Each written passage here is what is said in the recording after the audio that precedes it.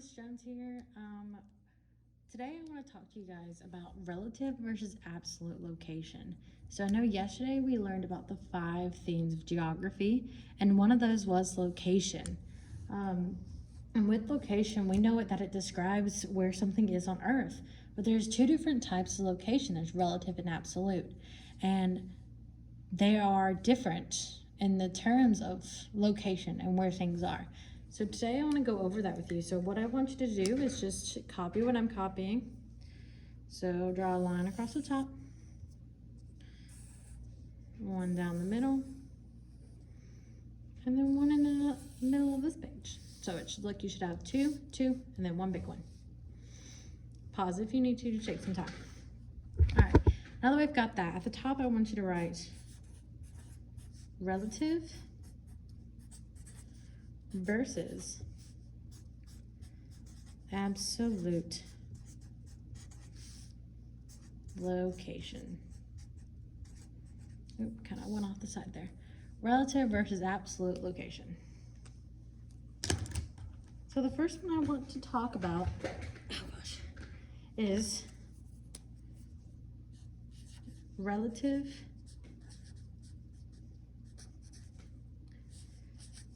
location. And a good way to remember this, and you'll see it when you get the definition too. Relative location is kind of like a close proximity or a close distance, and it talks about like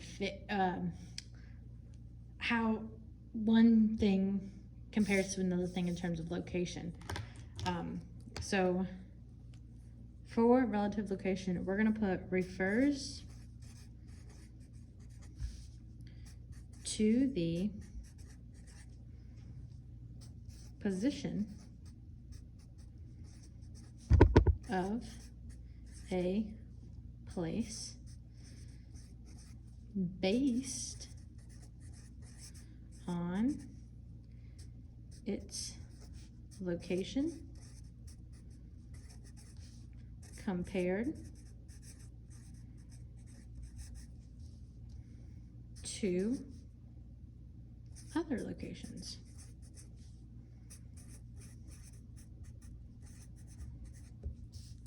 And some words that might be used would be giving how many miles away something is. So maybe like the park in Greenville is 38 miles from the lake or something like that.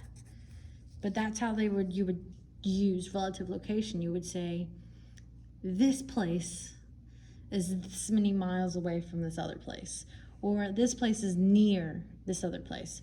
So it talks about how far away something is, or talks about the comparison of distance between 2 places. Okay. The next one is called absolute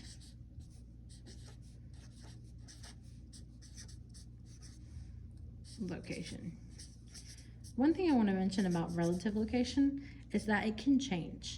So like if I say this marker is about 5 inches from the edge of this paper, but this can change. If I move the marker, now the marker is about 8 inches from the edge of this paper. See, it can change. So relative location, it can change. The location can change. All right, so absolute location. We know it describes the location of a place based on a fixed point on Earth. So this means the location is based on a fixed point. So what this means is that that point doesn't change. It'll always be, so fixed point, it doesn't change, it's there, it's nothing, it's not gonna move. And an example of this is when they use terms like latitude and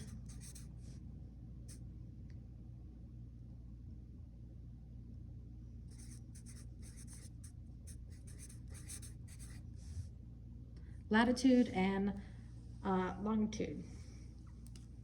So when we use those two terms, and what those are is on, if you look at a map, right?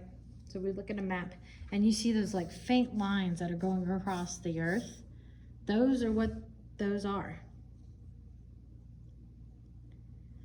Is what these terms are. And it may look like something like a number 36 and then a little O north, something like that. It's gonna have numbers and letters behind it. That's how you know it's talking about absolute location, when it's based on a fixed point, a point that's not changing. So relative location is the location may change. That distance could change. Absolute, it's not changing, it's staying the same. All right, so make sure you have this down in your notebooks, social studies notebooks. Remember, I'm going to be asking to see your notebook at the end of this week, so this better be in there. All right, great job.